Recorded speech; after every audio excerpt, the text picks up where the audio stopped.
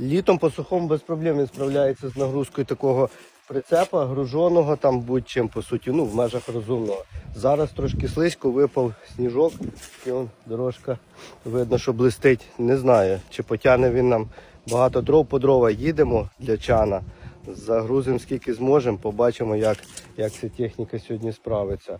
По прямой, то по ідеї має нормально бути, а там під горку треба буде, то може прийдеться квадроцикла на допомогу кликати. Кому потрібні інструменти, обладнання, прокат, оренда або продаж в Житомирі, контакти в шапці профілю.